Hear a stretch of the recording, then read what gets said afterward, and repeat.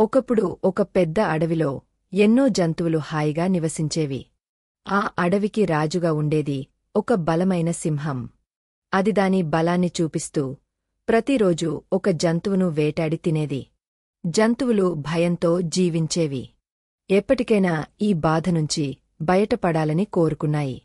ఒకరోజు పెద్నెమలు, జింకలు, కోతులు మరియు పిట్టలు కలిసి ఓ సమావేశం పెట్టారు. వాళ్ళు ఓ ప్రతిపాదన తీసుకెళ్లారు సింహం దగ్గరికి. జంతువులు, ఓ రాజా, మేము భయంతో జీవించడం చాలయింది. ప్రతిరోజూ మేము ఒక జంతువును మీకు పంపుతాము. మీరు వేటాడాల్సిన అవసరం లేదు. సింహం గర్వంగా, ఊహూ, ఇది బాగుంది. నేను ఖాళీగా ఉండి విశ్రాంతి తీసుకోవచ్చు. అయితే మీరు చెప్పినట్టు ప్రతిరోజూ ఒక జంతువు సమయానికి రావాలి. అందరూ ఊపిరి పీల్చుకున్నారు. కొంతకాలం బాగానే సాగింది. తెలివైన కుందేలు ప్రవేశం. ఒకరోజు వచ్చేది ఒక చిన్న కుందేలు. అది చాలా తెలివైనది. కాని ఆ రోజు అది సింహం వద్దకు ఆలస్యంగా వెళ్ళింది. సింహం కోపంగా, ఎంత ఆలస్యం! నన్ను చిన్నచూపు చూస్తున్నావా?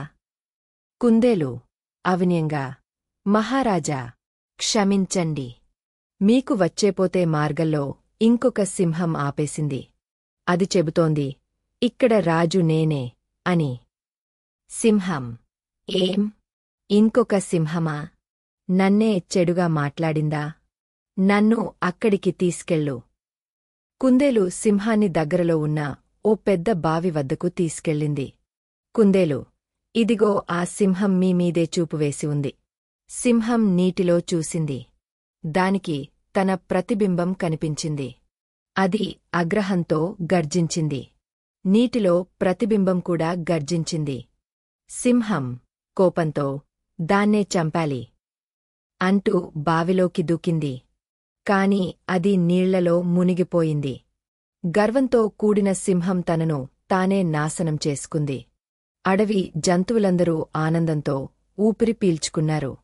కుందేలును చూసి, జంతువులు, బలం కంటే తెలివి గొప్పది. కృతజ్ఞతలు. కుందేలు. కుందేలు నవ్వుతూ ఇలా అన్నది, ప్రతి సమస్యకి శక్తి కాదు, చింతన, సాహసం, సంయమనం అవసరం. శక్తి ఉన్నదానికి గర్వం కలిగినప్పటికీ తెలివైన ఆలోచనతో ఉన్నవాడే గెలుస్తాడు. గర్వం చివరికి నాశనం తెస్తుంది. ఒకసారి ఒక పెద్ద అరణ్యంలో అన్ని జంతువులు కలసి ఆనందంగా జీవించేవి. అందులో ఓ చపలమైన కుందేలు ఉండేది. పేరు చిక్కు. చిక్కు చాలా వేగంగా పరుగెత్తగలుగుతుంది. అది ప్రతిరోజూ తన వేగాన్ని గొప్పగా చెప్పుకునేది. ఒకనాడు జంతువులందరూ నీటి దగ్గర చేరి విశ్రాంతి తీసుకుంటున్న సమయంలో చిక్కు ఇలా అన్నది, నన్ను మించిన జంతువు లేదు. నా కాళ్ళు ఈ లోకంలోనే వేగవంతమైనవి. ఏదైనా జంతువు నన్ను ఓడించగలదా? అసలు ఎవరూ ప్రయత్నించగలరు. అప్పుడు అక్కడ ఉన్న ఓ నెమ్మదిగా నడిచే తాబేలు, పేరు మందు, ఇలా సమాధానమిచ్చింది. ఓ చిక్కు, వేగం ఒక్కటే ముఖ్యమేమో కాబట్టి నేను నిన్ను ఓడించగలను అని అనట్లేదు. కాని ప్రయత్నించడానికి మాత్రం సిద్ధమున్నను. చిక్కు ఓ చిన్న నవ్వు నవ్వి అహంకారంగా అన్నది, నీ కాళ్లతో నన్ను ఓడిస్తావా? సరే, రేపే పగటి 10 గంటలకు మనం పర్వతం వద్దనుంచి నది వరకు పోటీ చేద్దాం. ఉదయం 10 గంటలవగా అన్ని జంతువులు గుంపులుగా వచ్చి చేరాయి.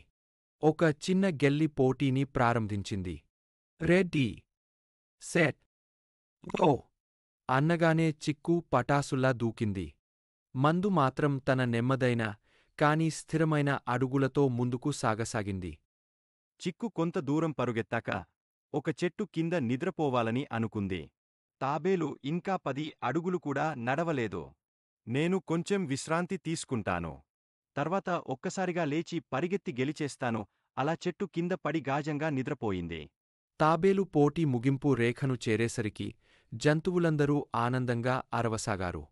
పేపరుతో మందు గెలిచింది అని తీయగా పాడుతూ అందరూ అతనికి అభినందనలు చెప్పారు. చిక్కు, వేగం చాలా ముఖ్యం. కాని ధైర్యం, స్థిరత్వం, నిబద్ధత కూడా అవసరం. అవే నన్ను గెలిపించాయి.